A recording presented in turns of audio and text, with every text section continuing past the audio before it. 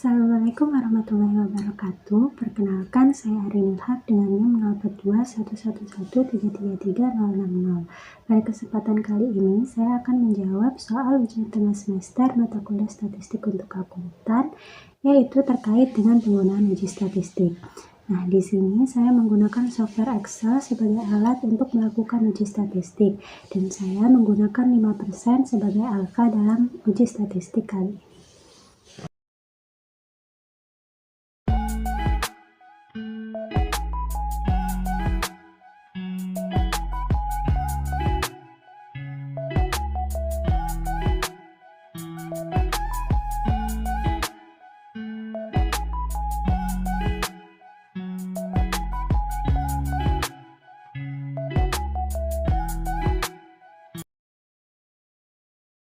Untuk soal yang pertama yaitu apakah rata-rata jumlah karyawan wanita berbeda dari 0,30.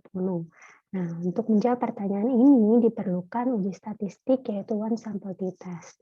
Dengan hipotesis 0 yaitu tidak terdapat perbedaan rata-rata jumlah karyawan wanita dengan 0,30 dan hipotesis alternatif yaitu terdapat perbedaan rata-rata jumlah karyawan wanita dengan 0,30.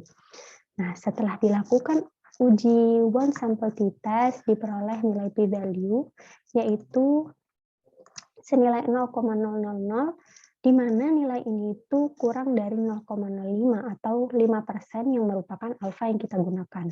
Dalam hal ini artinya hipotesis 0 itu ditolak dan hipotesis alternatif itu akan diterima. Dengan demikian dapat disimpulkan bahwa terdapat perbedaan signifikan antara rata-rata jumlah karyawan wanita dengan 0,30. Untuk soal yang kedua, yaitu apakah rata-rata penjualan pada perusahaan yang dipimpin oleh CEO wanita sama dengan perusahaan yang dipimpin oleh CEO pria? Untuk menjawab pertanyaan ini, digunakan uji statistik yang bernama Two Independent Sample T-Test. Dengan hipotesis 0, yaitu tidak terdapat perbedaan rata-rata penjualan pada perusahaan yang dipimpin oleh CEO wanita dengan perusahaan yang dipimpin oleh CEO pria. Dan hipotesis alternatif yaitu terdapat perbedaan rata-rata penjualan pada perusahaan yang dipimpin oleh CEO wanita dengan perusahaan yang dipimpin oleh CEO pria. Setelah melakukan uji two independent sample t-test, diperoleh nilai p-value yaitu 0,047, di mana nilai ini kurang dari 0,05 atau 5% yang merupakan alfa yang kita gunakan. Dalam hal ini artinya nol hipotesis itu akan ditolak dan hipotesis alternatif akan diterima. Dengan demikian dapat disimpulkan bahwa terdapat perbedaan rata-rata penjualan yang signifikan pada perusahaan yang dipimpin oleh CEO wanita dengan perusahaan yang dipimpin oleh CEO pria. Kemudian untuk soal yang ketiga yaitu apakah terdapat hubungan antara kategori industri dengan gender dari CEO. Nah, untuk menjawab pertanyaan yang ketiga ini digunakan uji statistik yang bernama Chi-square test. Dengan hipotesis 0 yaitu tidak terdapat hubungan antara kategori industri dengan gender dari CEO. Dan hipotesis alternatif yaitu terdapat hubungan antara kategori industri dengan gender dari CEO. Setelah melakukan uji Chi-square test, ditemukan p-value yaitu senilai 0,989, di mana nilai ini tuh lebih besar dari 0,05 atau 5% yang kita gunakan sebagai alfa. Nah, dalam hal ini artinya hipotesis 0 ini akan diterima dan hipotesis alternatif akan ditolak. Dengan demikian dapat disimpulkan bahwa tidak terdapat hubungan antara kategori industri dengan gender dari CEO.